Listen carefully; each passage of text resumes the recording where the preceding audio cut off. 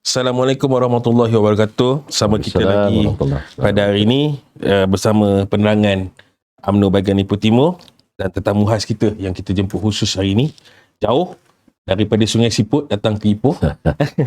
yang berhormat Datuk Muhammad Zulkifli bin Harun, Adun Lintang yang juga merupakan ketua UMNO bahagian Sungai Siput dan juga merangkap ketua penerangan Badan Perhubungan UMNO Negeri Perak. Selamat datang Datuk malam ini. Terima kasih. Baik Datuk, hari ni kita mau tu santai-santai lah tu. Kita pun relax-relax je kan.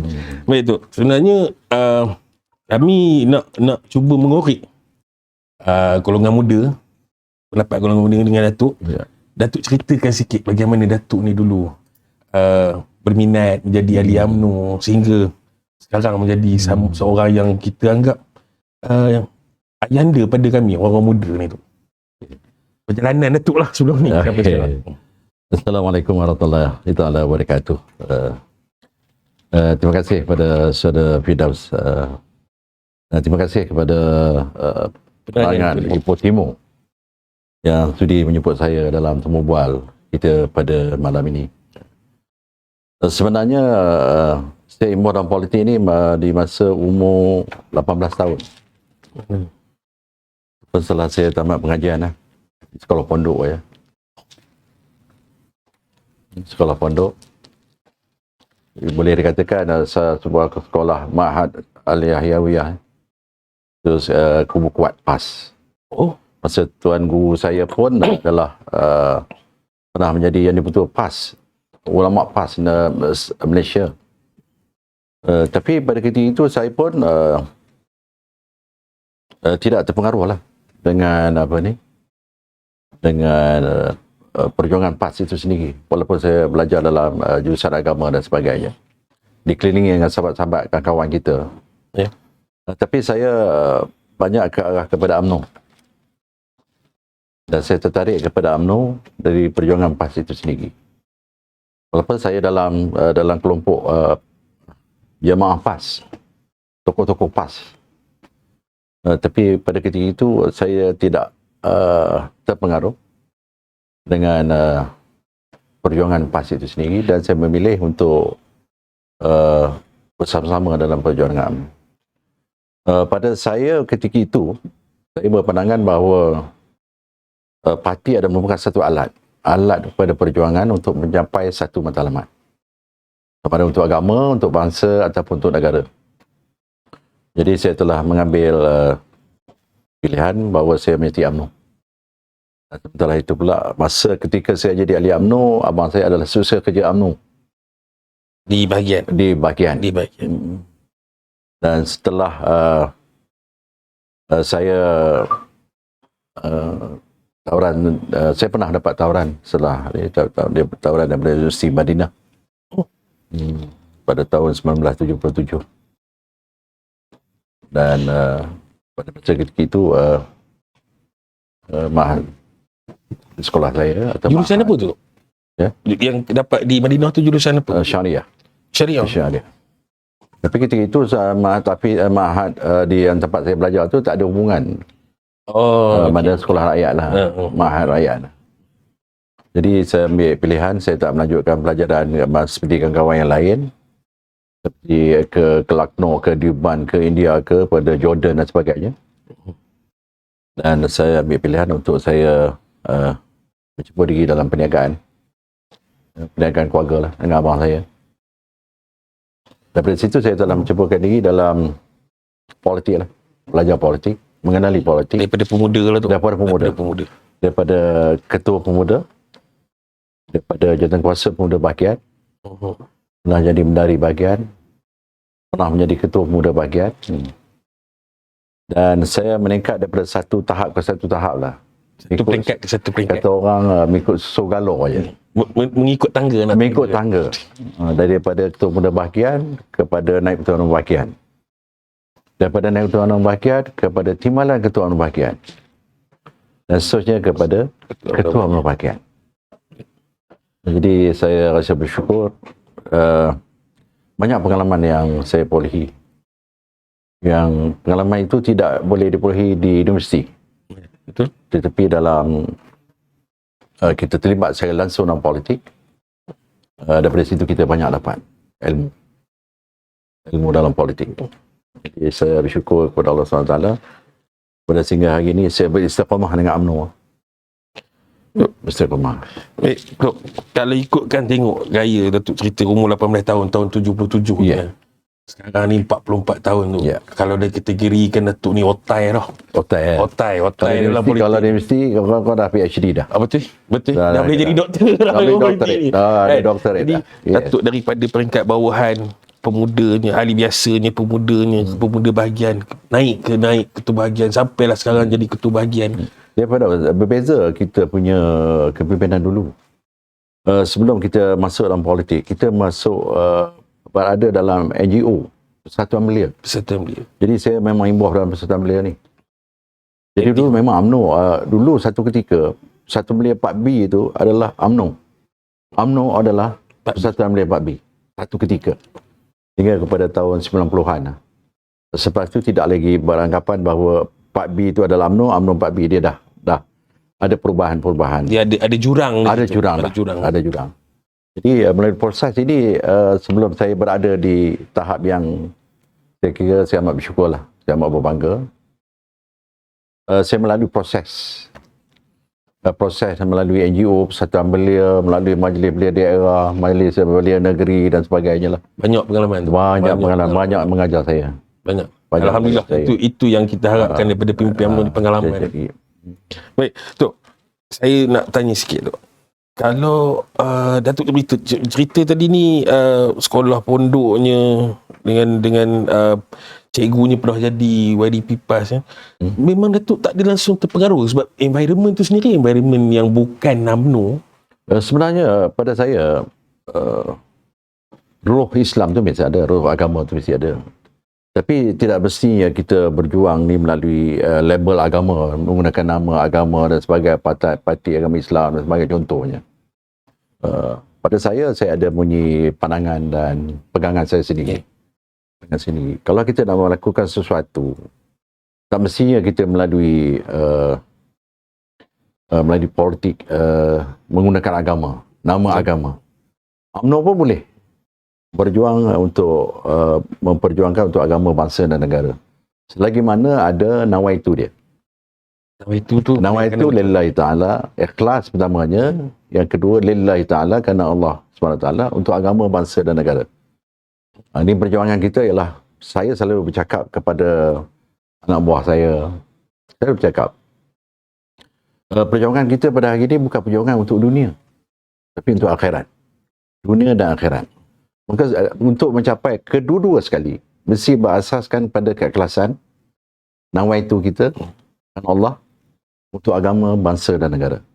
Bila kedua perkara ni ada dalam kita, insya-Allah segala khidmat bakti kita, segala perjuangan kita, sumbangan kita, masa, wang ringgit dan sebagainya akan jadi ibadah. Jadi perjuangan kita tak sia-sia. Jadi kalau kita menghadapi sesuatu tekanan pun, kita masih bertawakal dan kita redha dengan Allah SWT. Pegangan kepada Allah Ta'ala. Itu pegangan saya. Saya setuju. Dan kita nak pegangan semua orang begitu dalam ahli UMNO, supaya perjuangan ini bukan untuk duniawi. Ini sebagai satu jambatan untuk kita mengamalkan kebaikan, segala kebajikan untuk bekalan kita di akhirat nanti. Ya. Jadi apabila kita ada keikhlasan, ada nawaitu lillahi ta'ala dan merupakan satu ibadah, harapan kita ialah ganjaran di dunia, di akhirat nanti. Ya. Apabila kita InsyaAllah. Al-Khaliq nanti, insya-Allah. Jadi ini yang menjadikan kekuatan kepada saya, dan saya walaupun banyak menghadapi tekanan-tekanan dalam politik, di bahagian, di cawangan dan sebagainya, tapi saya konsisten, istiqamah, dan apa yang saya nak lakukan, saya nakkan ganjaran di akhirat. Itu yang amat penting kepada kita. Dalam perjuangan politik ke, dalam kebajikan yang kita nak buat, kita mestilah, nama itu kita mesti betul. Macam kita semayang lah. Betul? Semayang, kita mesti nama itu. Lillahi ta'ala. Lepas tu kita pelihara niat kita tu sampai habis semayang. InsyaAllah. Allah terima semayang kita, ibadah kita. InsyaAllah. Begitulah. Dalam kehidupan, dalam perjuangan, mestilah berasaskan kepada keikhlasan dan kerana Allah SWT. Untuk agama, bangsa dan negara. InsyaAllah. Itu. Saya tertarik. Datuk bermula dalam UMNO tahun 77 sehingga sekarang 2021. Kalau saya kira di sini, Datuk telah bersama hampir 5 orang Presiden UMNO. Bermula daripada Tun Hussein On, Yes. kemudian Tun Mahathir, Betul. kemudian Tun Abdullah Ahmad Badawi, Ya. Datuk Seri Najib dan sekarang Datuk Seri Zahid Hamidi. Sepanjang tempoh ini tu, apa yang Datuk dapat lihat kepimpinan daripada zaman Tun Hussein ni hinggalah kepada Datuk Seri Zahid ni? Apa yang dapat Datuk lihat, orang kata hala tuju UMNO-nya adakah masih sama dari dulu sampai sekarang ataupun mungkin ada perubahan mengikut keadaan semasa?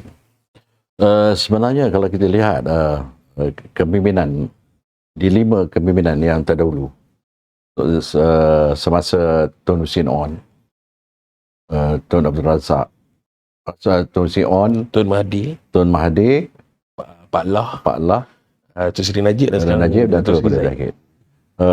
Masing-masing mempunyai ada style, cara yang tersendiri.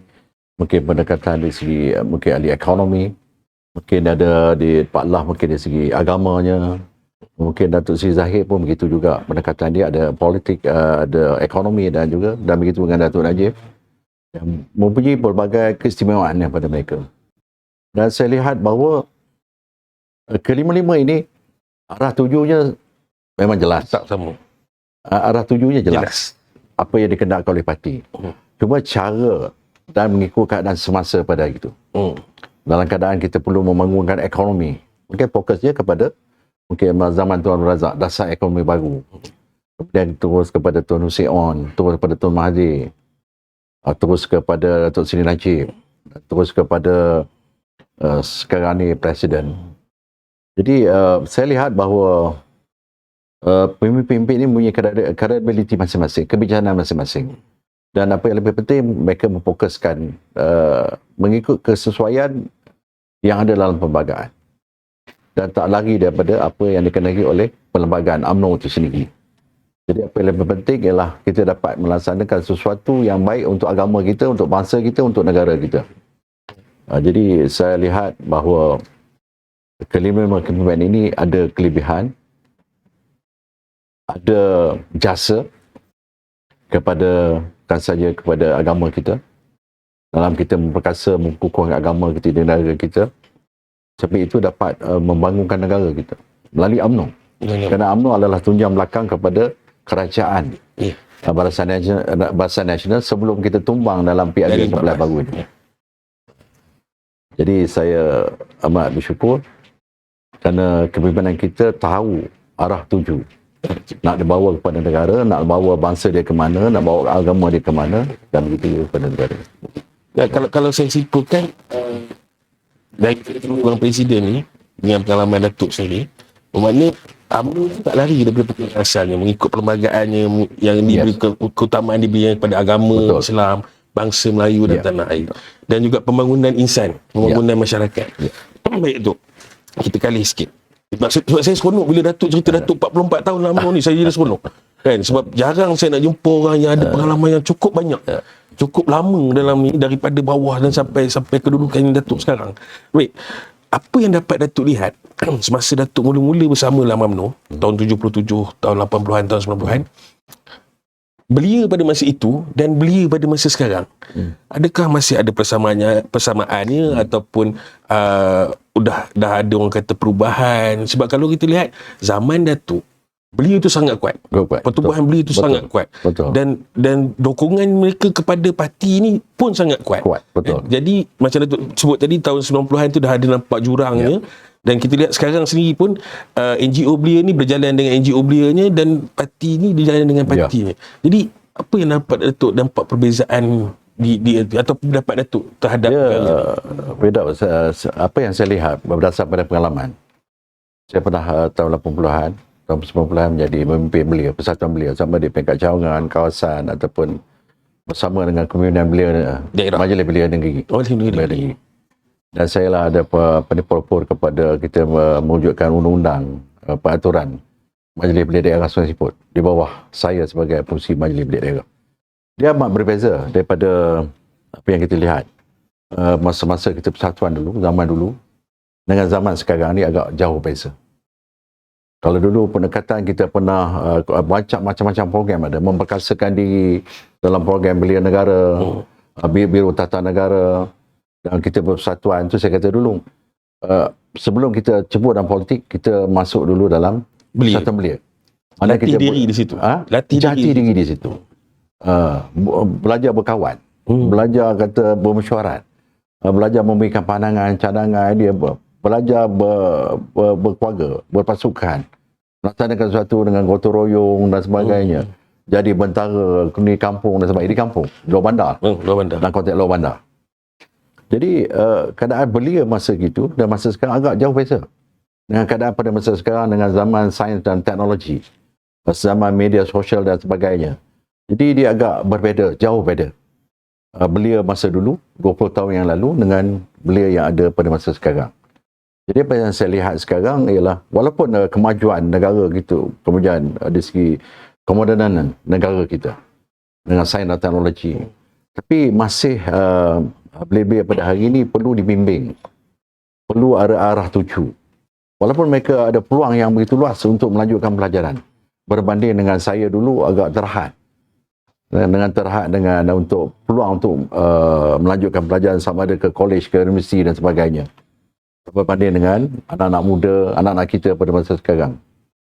Tetapi dari segi di pembinaan saksiah diri itu, prosesnya pada saya lah, masa zaman, ialah zaman tahun 70-an, 80-an, itu adalah yang terbaik. Yang perlu kepimpinan yang ada sekarang, tak kisah siapa kepimpinan, perlu melihat semula. Perlu melihat semula cara dan bagaimana untuk kita menguruskan belia kita. Supaya belia-belia kita ini, dia ada arah tuju, dia ada pedoman. Bukan maknanya sekarang tak ada pedoman, tidak. Tapi kita nak melihat supaya penambahbaikan lah. Penambahbaikan, dan kita mesti membina jati diri anak-anak kita. Golongan belia. Okay. Kalau seluruh, alhamdulillah, saya melalui macam-macam program khusus bina negara, ada Biro Tata Negara, dan baru ni kita ada PLKN, ada. Lepas tu diberhentikan. Sedangkan PLKN itu adalah penting untuk membina satu bangsa yang bertanggungjawab. Rakyat yang bertanggungjawab. Cintakan negara dan sebagainya. Ini Hurbatul Watan minal iman. Cintakan negara sebahagian daripada iman. Ini yang kita nak terapkan kepada belia yang ada pada hari ini akan, kalau kita nak melihat generasi negara kita pada masa yang akan datang, kita kena lihat belia yang ada pada hari ini. Remaja yang ada pada hari ini. Bagaimana bentuk remaja? Ada daya tahan tak? Minatnya ke mana? Minat dia ke mana, ada kekuatan. Jadi sekarang dengan kita tengok dalam handphone kita ya, Pedro. WhatsApp. Kadang-kadang duduk sebelah-sebelah pun kita tak bercakap. Tak bercakap. Duduk sibuk dengan WhatsApp dia dan sebagainya. Dengan WhatsApp. Ini pun satu perkara yang perlu kita lihat lah. Kerana yang kita lupa, tanggungjawab kita banyak. Kita ada rakan, taulan, kita boleh berinteraksi, boleh ada masa yang kita boleh tengok WhatsApp kita. Betul. Boleh tengok Telegram kita, nak tengok Facebook kita. Ada masa dan kita kena bagi. Anak-anak kita sekarang dengan gadget dia, duduk dalam bilik, berkurung dan sebagainya. Suasana kekeluargaan tu tak ada. Tak ada. Persahabatan kawan tu. Tak ada. Kita tak dia nampak. mengenggangkan kehidupan manusia. Saya setuju dengan Datuk tu. Sekarang ni memang kalau kita lihat keadaan sekarang ni, memang saya setuju apa yang Datuk cakap. Gadget ni sepatutnya sesuatu yang memudahkan kita, tapi sebenarnya dalam secara tak langsung menjauhkan nilai-nilai insan. Ya, betul. Kawannya. Sebab kalau saya ingat baliklah cerita bapak saya dulu lah. Zaman-zaman Datuk juga dalam belia semua. Zaman dulu ni satu kemeriahan. Dengan takraw-nya, dengan badmintonnya, dengan bolanya. Betul, saya setuju. Macam kita nak buat satu kejohanan di kampung ke, di daerah ke, kita buat mesyuarat melalui persatuan. Kita collect duit dulu. Baru kita menganjurkan program pertandingan takraw, badminton dan sebagainya, pertandingan buat dam ke, catur ke apa.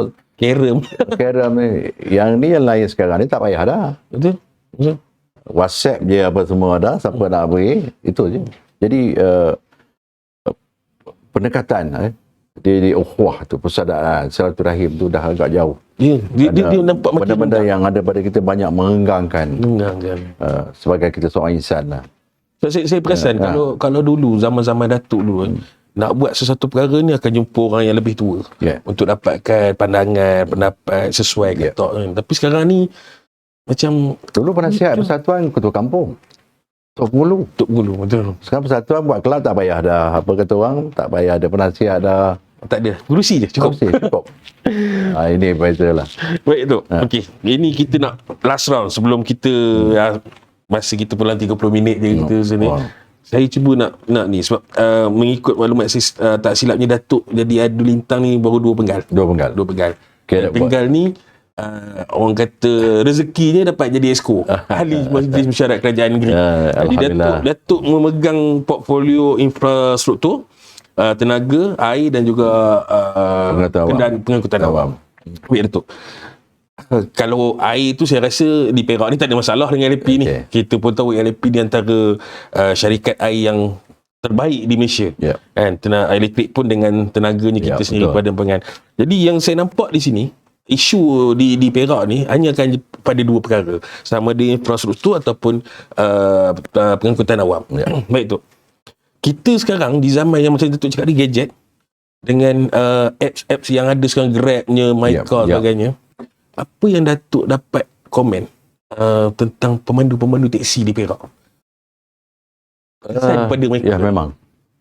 Sebenarnya kita amat bersimpati dengan pemandu-pemandu teksi ni, dengan wujud Grab dan sebagainya kan. Tapi pada masa yang sama, saya berpandangan bahawa pemandu teksi pun dia kena berfikir sesuatu lah.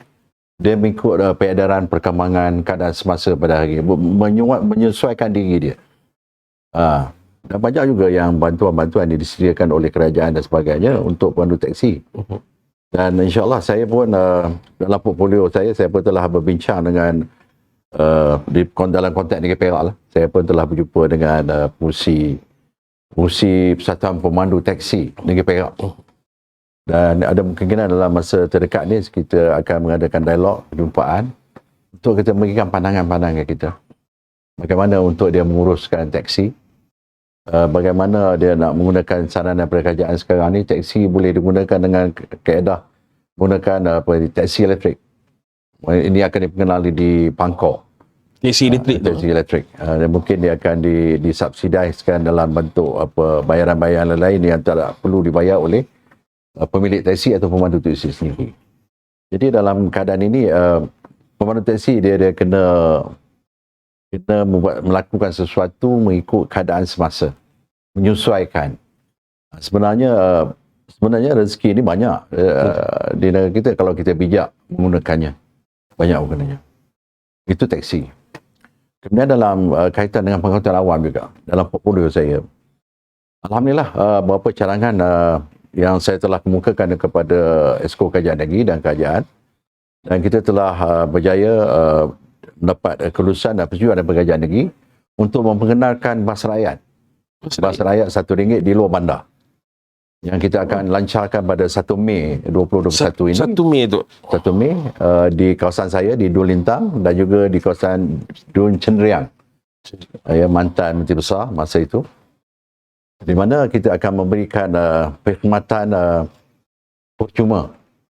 Yang selama hari ini masyarakat luar bandar tidak mendapat menikmati pengangkutan yang selesa, yang baik, yang cepat, yang pantas, yang dapat membantu bukan sahaja kepada keluarga ibu bapa tapi kepada anak-anak yang pergi ke sekolah. Betul.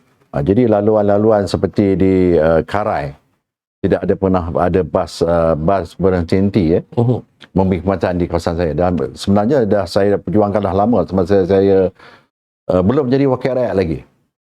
Jadi alhamdulillah dengan secara kebetulan saya jadi esko, saya pegang portfolio pengangkutan awam dan saya telah buat kertas cadangan. Alhamdulillah kerajaan telah menerima. Ini satu permulaan bagi kerajaan negeri melaksanakan bas rakyat, bas percuma atau bas rakyat untuk rakyat yang akan diberi penguatan dia di kawasan saya, buat permulaan dan begitu jadi cenderung. Dan ini akan diperluaskan lagi ke daerah-daerah yang lain.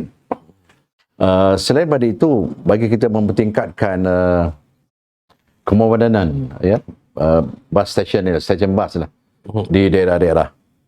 Jadi kita telah pun bersama-sama dengan operator bus. Operator bus seperti Perak Transit. Kita akan membangunkan semula terminal bus-bus station yang lama seperti Bandang Kit. Bandang Kit ya? Ya. Kalau kita lihat di Bandang Kit, Dah lama sangat. dah tak selamat. Zaman saya kecil-kecil dulu. Oh, betul. Daripada Sengkuat pergi Ipoh, itulah. Sampailah sekarang. Kayu yang tempat duduk tu, bangku Masih sama. Masih sama. Dan tak sepatutnya ada di bandara Ipoh sekarang ni. Tapi ada orang kata itulah legendnya. Betul, legend. Tapi legend pun tak boleh digunakan lagi. Mungkin boleh Tak sesuai lagi. letak. Jadi kita akan membina satu terminal baru.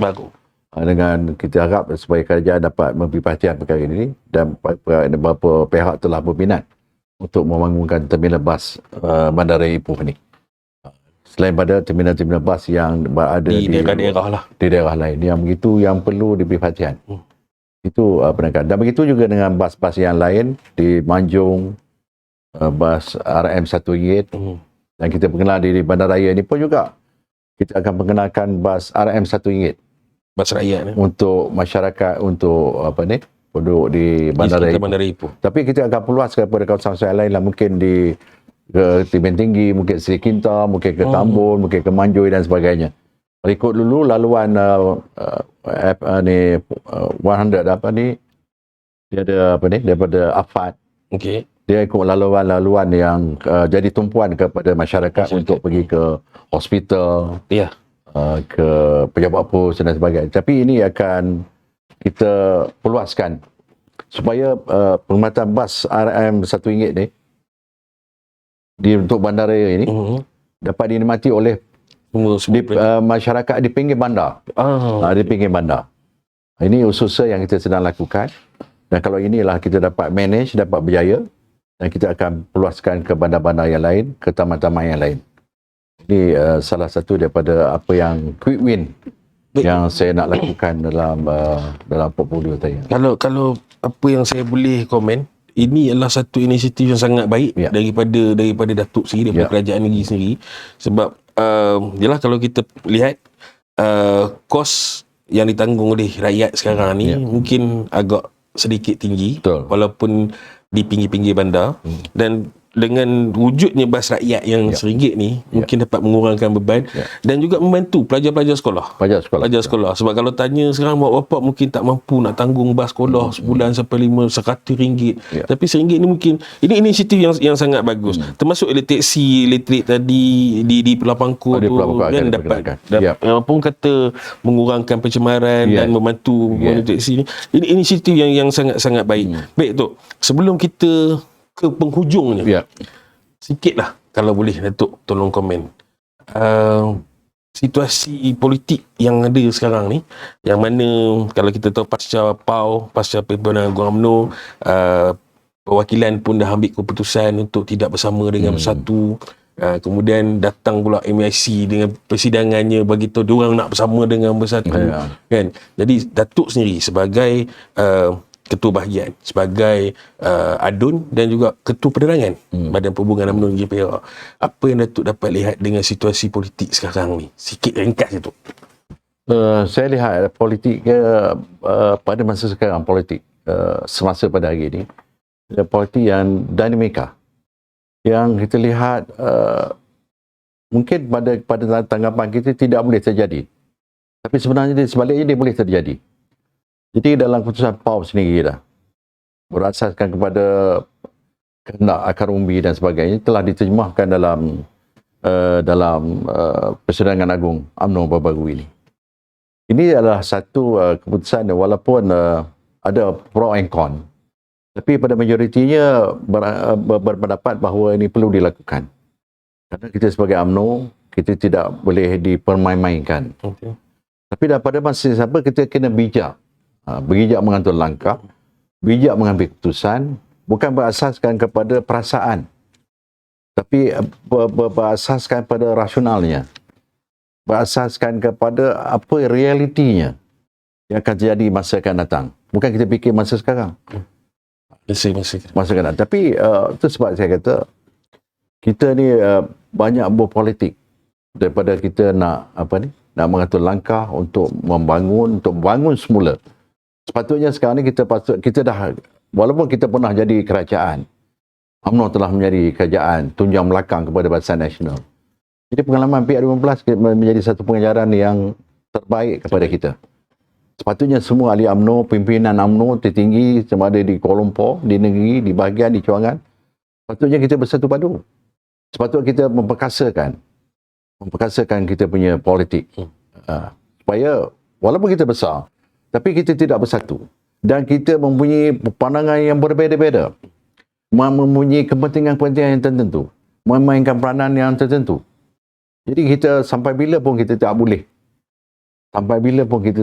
mencapai matlamat apa yang kita nak. Walaupun keputusan telah kita buat. Tapi dengan keadaan negara yang darurat, misal contoh, kita masih terikat dengan darurat. Ya. Pergerakan terbatas. Pergerakan terbatas darurat. Darurat akan tamat tempoh 1 bulan Ogos. Jadi kalau nak bubarkan parlimen tak boleh, masih ada ikatan ordinan darurat. Ya. Jadi ini kita kena ambil kira juga. Walaupun kita faham kehendak-kehendak akar umbi kita dengan perbuatan-perbuatan daripada sahabat-sahabat rakan-rakan kita dalam PN ni ada sekarang yang tidak menyenangkan kita, yang banyak merugikan kita, yang banyak menyakiti hati kita. Tapi pada saya lah, apa yang lebih penting ialah kita membuat satu keputusan, kita ambil satu keputusan tu, jangan mengikut perasaan. Betul. Mengikut selalunya rugi. Selalunya akan rugi kalau ikut perasaan. Akan rugi ikut perasaan. Kalau ikut hati, mati. Betul. Ikut perasaan, apa akan jadi? Jadi yang lebih penting ialah, pada saya lah sekarang, yang apa yang lebih penting pada sekarang ni, kepimpinan yang ada di atas itu kena solid. Kita tumpukan bagaimana untuk kita mengambil balik kerajaan kita. Bukan kita memikirkan siapa nak jadi presiden, siapa nak jadi timbalan presiden, siapa nak jadi presiden. Itu masa yang kedua, yang ketiga, Pak, yang boleh kita fikir. Yang penting sekarang ni macam mana untuk kita ni ambil balik kerajaan dan bantu rakyat. Jadi kalau kita menang jadi presiden, jadi timbalan presiden, tapi kita kalah dalam pilihan rakyat, tak guna. Baik, Tok. Kita pun dah sampai ke penghujung rancangan kita hari ni, program kita hari ni. Terima kasih banyak Datuk Zul yang sudi hadir bersama dengan studio Biro Penerangan UMNO Ipoh Timur. Dan Datuk pun dah bercerita tentang pengalaman saya memang hormat. Saya hormat Datuk, dah jadi macam idola 44 tahun dalam politik kan. Orang lama yang banyak ilmu boleh turunkan kepada kami orang muda ni. Masih kurang daripada masih banyak yang perlu kita belajar. Cuma itulah orang kata, orang tak ada orang lama, tak ada orang baru. Dia mesti kena ada seiring. Dan juga Datuk sebagai exco inisiatif yang Datuk bawa kepada rakyat Perak kan. Itu pada saya sangat perkara yang sangat bagus. Jadi daripada pihak penerangan UMNO bahagian Ipoh Timur, kami mengucapkan ribuan terima kasih Datuk sudi datang dari jauh ke studio kami untuk berbicara santai. InsyaAllah ada masa lain kali mungkin kita akan bersama lagi. InsyaAllah, dan kami doakan Datuk juga maju jaya dalam apa saja urusan Datuk dan saya mengucapkan syabaslah, tahniah kepada penerangan Ipoh Timur yang begitu aktif lah dalam membuat FB Live dan sebagainya. Terima kasih. Saya doakan penerangan Ipoh Timur ni akan lebih dapat membantu parti kita. Dalam kita membangunkan minda membuka masyarakat, minda masyarakat, insya-Allah. Baik, terima kasih kepada penonton yang berada di luar sana. Begitulah tadi sembang santai kita bersama dengan yang berhormat Datuk Muhammad Zulkifli bin Harun Adun Lintang, yang juga Ketua UMNO bahagian Sungai Siput dan juga Ketua Penerangan Badan Perhubungan UMNO Negeri Perak. So kita akan berjumpa lagi insya-Allah di lain masa. Nantikan tayangan kami yang seterusnya. Terima kasih banyak Datuk. Terima kasih semua. Assalamualaikum warahmatullahi wabarakatuh. Waalaikumsalam warahmatullahi wabarakatuh.